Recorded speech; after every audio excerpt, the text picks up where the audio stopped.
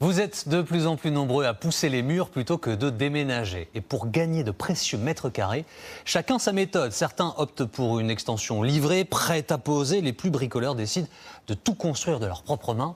Un défi qui demande du temps, de l'énergie, mais qui permet de faire de belles économies. Kezia Cretin et Noé Charles Messens. Si vous voulez payer moins cher, c'est possible. À une condition, mouillez la chemise pour monter vous-même votre extension. C'est le cas de Pierre-Jean. Ce retraité a dépensé 20 000 € pour agrandir de 15 mètres carrés sa cuisine. Des économies, car aucune main-d'œuvre à payer. C'est facile d'exécution.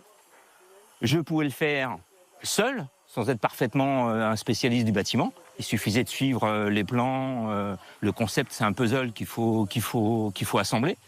Pour se rassurer, il a tout de même choisi d'être assisté par 2 professionnels sur les 2 premiers jours de chantier pour 1 800 € supplémentaires. Peut-être je vais te passer les plaques, non?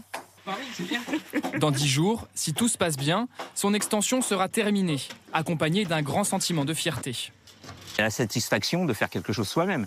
Et c'est relativement simple. Alors on va peut-être un petit peu moins vite, mais à la finale, on a le rendu. Quand on a les amis qui viennent ou les copains, ah bah tiens, t'as fait quelque chose, c'est sympa, t'as fait faire ça par qui et tout, bah je l'ai fait moi. Comme lui, vous êtes de plus en plus nombreux à choisir les extensions à monter soi-même. Cette entreprise, à quelques kilomètres de Lille, a vu la demande presque tripler depuis 3 ans.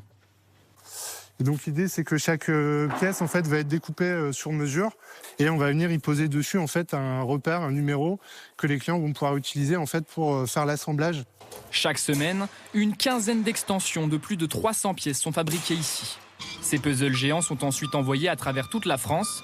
La recette du succès, une alternative moins chère au déménagement. Aujourd'hui, le marché de l'immobilier est assez complexe en fait pour pas mal de gens parce qu'en fait déménager, vous allez devoir payer des frais de notaire. Donc l'idée, c'est vraiment de se dire, je reste dans ma maison, j'économise des frais de notaire que j'aurais dû à payer, qui généralement sont entre 15 et 20 000 €. C'est justement parce que les prix de l'immobilier ne cessent d'augmenter que les